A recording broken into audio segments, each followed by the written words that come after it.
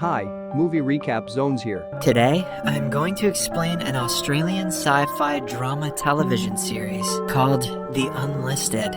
Spoilers ahead, watch out, and take care. In the opening scene, a bunch of middle school students are running down an empty alleyway. Two adults follow them closely, but lose them around a subway track. The children hide behind a wall, alone and scared. Somewhere else in Australia lives a family of 6 named the Sharma family. The Sharma twins, Dru and Kal, are identical, but have entirely different personalities. They are usually separated as the brother who wears glasses and the one who doesn't. One morning, the elder brother Dru dreams of someone drilling his teeth and wakes up scared. His twin laughs, making fun of Dru's unreasonable fear of dentists. The family is busy preparing for the Diwali celebration. Their grandmother prepares them breakfast before assigning them individual tasks to be done by the end of the day. Recently, Dru hacked into his school's database to see his test results early. This got him into a lot of trouble, but his parents allow him to use his computer after a week-long restriction. Kal huffs, knowing that Dru has been using his phone as usual for the past week. In the following scene, they go to school and meet a mutual friend, Chloe. As they talk, their entire class is called for a compulsory dental checkup assigned by the Global Child Initiative program. A classmate named Tim runs away, claiming that his parents do not approve of the checkup. Dru, who dreads the idea of dental checkups, asks Kal to take his place. Kal wears Dru's glasses and goes in a second time. The doctors do not suspect him and perform the same procedure on him twice. In class, their teacher, Mr. Park, surprises them with a test, which is also set by the Global Child Initiative program. A representative of the said program, Miss Biggs, comes to the class as the invigilator. A few minutes into the test, the students freeze out of the blue. Dru is the only normal one in the class and is confused out of his mind. Miss Biggs, however, seems to know what's going on. She collects the report about the condition of the children and doesn't notice that Dru is still moving. Some seconds later, they return to their normal selves and continue the test as if nothing happened. After the class, Dru tries asking Kal why he froze, but Kal doesn't know what he is talking about. This is followed by a series of strange incidents, like Kal cycling really fast without realizing, and breaking a glass of ghee with his bare hands. Dru repeatedly tries telling him something is off, but Kal thinks he is being dramatic.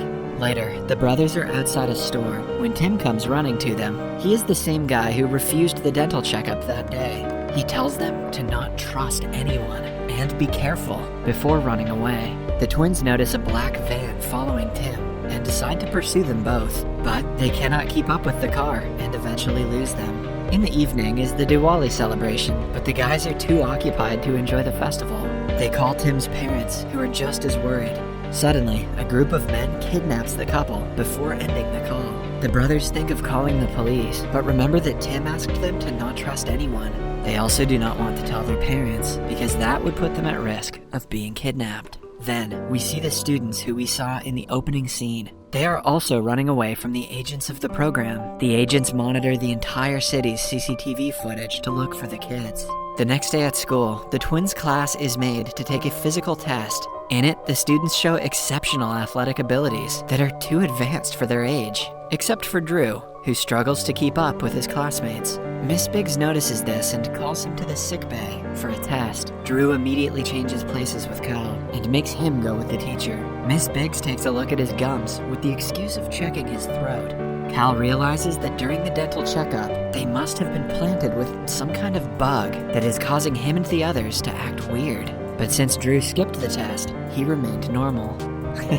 These brothers are slow on the uptake. I figured that out like 3 paragraphs ago. The brothers secretly use their teacher's computer and find a database full of the students' records. It contains everything about the kids, including their live location. Since Kal has 2 implants on either side of his jaw, the information about him gathered by the implant is also used as Dru's. Meanwhile, Tim is labeled as the unlisted one because he never went through the process. Somewhere else, the other group running from the organization finds a working walkie-talkie in the trash bin. Since they cannot communicate through their phones, they decide to use the device. At home, the brothers also get themselves radio phones to communicate. They research the Global Child Initiative program and find out an organization named the Infinity Group is behind the idea. To check the phone's range, Kal goes outside and sees a vehicle in front of Tim's house. The agents see him and chase him down the road, but Kal manages to escape. As he and Dru talk on the phone, they pick up the other group's frequency and hear their voice. They try to communicate with the group and gain their trust by telling them how they knew about the program. The leader of the other group, Rose, calls them to meet the next day at a hill. Rose and her group steal lunchboxes from people at the park. They know they cannot go on for long in such conditions and are desperate for outside help. In contrast, the Sharma boys are being fed in abundance by their grandmother. At school, they play kabaddi, but are placed on 2 different teams. Because of Kal's newfound strength, he easily wrestles the other team, but this also makes the agents suspicious of him. Dru asks him to lose the next round so they won't be caught. Kal reluctantly does as told, but is enraged because of the loss. A teacher's pet named Regan records him kicking a bin and making it fly a few yards away. She decides to show it to Miss Biggs later. After school, the brothers bribe their elder sister to cover for them while they go to meet Rose and her friends. When they finally reach the location, they find no one around.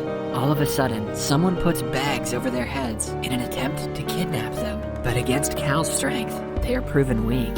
It turns out they are not the agents, but Rose and her friends. They wanted to abduct the guys to make sure they are not with the rival group.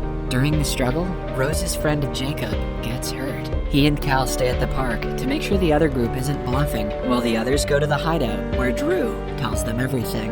The group reveals that they also didn't get the dental implants because of some disturbance, which is why they are unlisted and are on the agent's hit list. They do not know what exactly the motive of the program is, but they are sure some powerful people are trying to control the youngsters. Dru tells them about Tim and his parents, who were abducted, which only makes the group feel worse. Dru senses their worry and assures them that their parents are alright, even though he is unsure himself.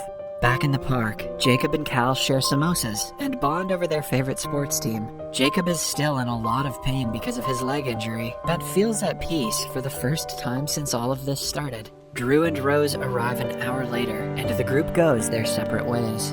The next day in class, the teacher's pet, Regan, is made the monitor and is tasked to tell the agents about any suspicious activity happening at school. She shows Miss Biggs the video of Kal kicking the bin, but instead of being mad, Miss Biggs is happy about the strength that he has gained.